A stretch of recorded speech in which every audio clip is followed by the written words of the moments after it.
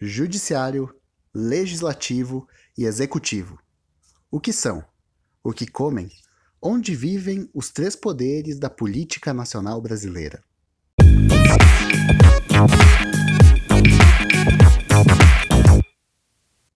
Seja muito bem-vindo a mais um vídeo do canal 15. Eu sou o Giovanni e tô aqui pra gente tentar novamente falar sobre algum assunto aleatório em até 15 minutos. 10 mais 5.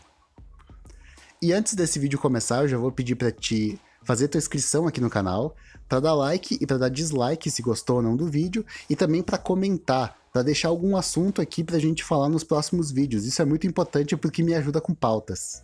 Lembrando que eu não sou especialista em nenhum assunto. Então, se eu disser qualquer bobagem, se eu falar alguma besteira, pode me corrigir nos comentários. Isso faz com que a discussão fique muito mais enriquecida. E eu também sou suscetível a erros. Pode ser que eu, de repente, pesquise em alguma fonte errada. Pode ser que, de repente, eu passe alguma informação desatualizada. E se isso estiver errado, não tem problema nenhum. É só deixar nos comentários que eu respondo e eu faço uma retificação no próximo vídeo, tá bom? Eu vou falar nesse vídeo um pouco sobre a estrutura política do Brasil. Eu não vou falar sobre eleição ou sobre processos eleitorais, nem sobre crimes eleitorais, esses assuntos que a gente está habituado a ver no jornal. Eu vou falar um pouco mesmo sobre como é a estrutura administrativa aqui do país, como ela funciona, como ela se dá e o que ela faz, e como ela opera também. Esse modelo é o modelo previsto na Constituição do Brasil e é vigente desde o ano de 1988. Mas esse modelo de três poderes, da onde que ele vem? Esse modelo nasceu bem antes de Cristo, na verdade. O primeiro teórico a falar sobre isso foi o Aristóteles. Na obra A Política, dividida em 8 livros, o Aristóteles falou sobre o poder deliberativo, o executivo e o judiciário. Em 1689, ou seja, muito tempo depois do Aristóteles, o John Locke também falou sobre isso. Porém, o John Locke ele chamou os poderes de executivo, federativo e legislativo e falou que o poder legislativo ele tinha mais prioridade sobre os outros dois. Por fim, esse modelo foi evoluído até que o Montesquieu, meu francês ele não é muito legal, não. Eu vou chamá-lo de Montesquieu, ou de Montes, pode ser de Montes, é mais fácil, é uma palavra que eu consigo gravar com muito mais tranquilidade. O modelo do Montesquieu é o que foi replicado. Os modelos do Aristóteles e do John Locke eles evoluíram até o modelo do Montesquieu, que foi então aplicado na Constituição de 88. Tá, mas três poderes, muito bonito, como é que eles operam? Os três poderes eles operam interdependentemente um do outro, o que significa que cada um faz seu papel.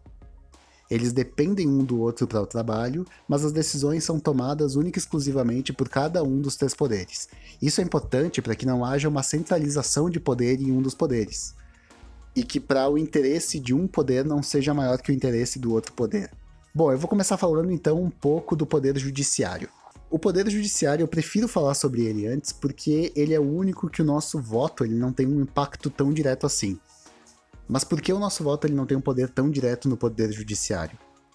Porque o judiciário ele é formado pelo ministro da Justiça, e aí nosso voto tem influência, porque a pessoa que a gente escolheu como presidente é quem vai escolher o ministro da Justiça, porém todo o restante dos agentes que estão lá dentro, eles são juízes, são desembargadores e pessoas que trabalham nessa área jurídica concursadas pelo Estado. Mas afinal, qual a função do judiciário? A função do judiciário é julgar, aplicar e interpretar as leis que o legislativo aprova. Ou seja, o legislativo vai lá, aprova algumas leis e o judiciário é quem as aplica no fim das contas. Bom, e qual é o papel do legislativo agora que a gente citou o legislativo? O legislativo ele é o meio de campo entre o executivo e o judiciário. A função do legislativo é aprovar, auditar e verificar questões políticas, orçamentárias e propostas do poder executivo. E aí o que vai acontecer? O Poder Legislativo ele vai fazer uma análise de se isso é possível, se isso não vai impactar de forma negativa nos orçamentos e também vai analisar uma série de outros fatores intangíveis. Então sempre que tu ouve que um projeto foi votado, é sempre o Legislativo que vota. Os agentes políticos responsáveis pelo Legislativo são, a nível federal, os deputados federais e senadores, a nível estadual, os deputados estaduais e a nível municipal, os vereadores. E vocês devem estar se perguntando, cadê o presidente? Cadê o prefeito? Cadê o governador? E ninguém tá se perguntando isso, né? Acho que tá todo mundo vendo vídeo numa boa, assim, tipo, pô, tá, tô vendo vídeo. Né? Não tô com pressa pra ver o governador. Esses 3 cargos, junto a ministros e secretários, fazem parte do poder executivo. E quais as funções do executivo? As funções do executivo são governar basicamente para as pessoas. Ou seja, as funções do executivo são pôr as leis em prática e também pensar em projetos e em coisas novas para oferecer à população. A esses 3 agentes políticos, ou seja, presidente, governador e prefeito, cabem a gestão econômica do país, estado ou cidade, e também cabe a eles a relação diplomática de cada um desses com outras cidades, estados ou países. Se até agora tu não entendeu nada, eu vou te dar um exemplo, que eu duvido que tu não entenda.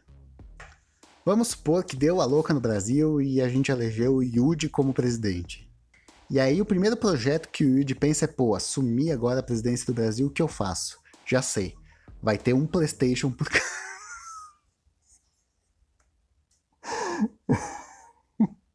Vai ter um PlayStation por lar brasileiro. Eu vou dar um PlayStation 5 para todo mundo.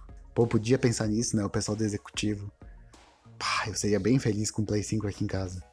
Aí o Yuji e o ministro do videogame, que foi o ministério lá que ele inventou, enviam essa proposta para o legislativo. A partir daí, o legislativo ele vai fazer uma análise. Pô, a gente tem que verificar que orçamento a gente tem disponível para fazer isso, a gente tem que ver se essa proposta é viável ou não, qual a logística e que muitos outros fatores a gente pode analisar ao fazer isso. E aí ele diz que sim, que todo brasileiro vai ter um PlayStation para chamar de seu.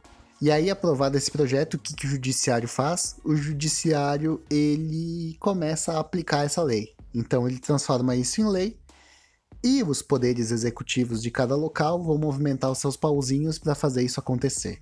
Outra coisa que também dá poder ao presidente é que ele pode muito bem bloquear ou até sancionar leis que foram desaprovadas pelo legislativo.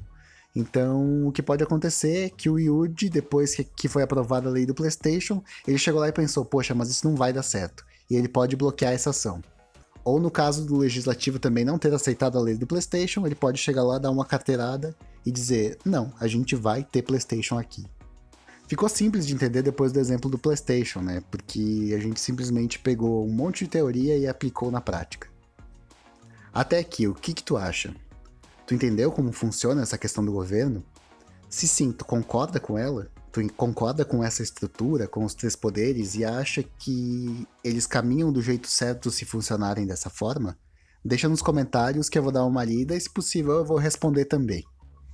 E agora chegou aquela hora gostosa do vídeo, que é a hora da dica de leitura. Bom, normalmente eu trago para vocês algumas dicas de coisas que eu já li e coisas que eu sei que são boas.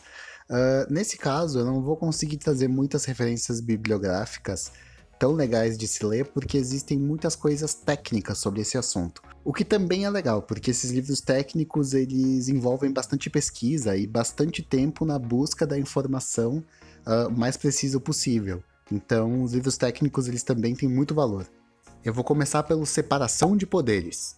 Aspectos contemporâneos da relação entre executivo, legislativo e judiciário, do Marcelo Novelino e do André Felletti, ou Felletti. E o outro, na verdade, não é nem um livro, é só a Constituição de 88 mesmo. Apesar de bagunçada, cara e muito centralizada, afinal de contas, a gente tem um país de 220 milhões de pessoas, com a 5ª maior área territorial do mundo, e ainda muitas das decisões se tomam só em Brasília. Os 3 poderes, eles se fazem necessários para que a gente tenha uma administração pública no mínimo funcional. Não haveria nenhum tipo de harmonia se um desses pilares não existisse ou se um tivesse muito mais poder do que o outro.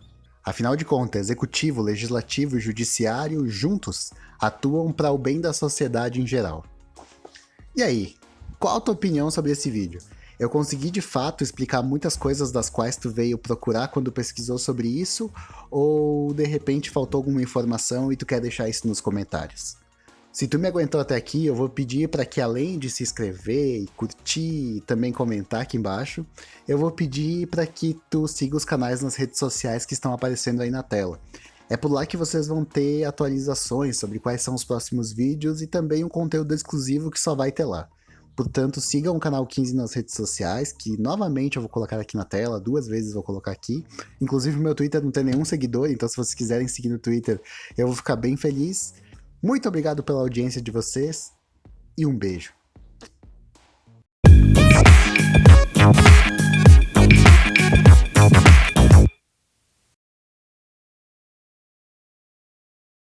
Na hora de finalizar o vídeo, é a hora que os cachorros começam a latir sempre.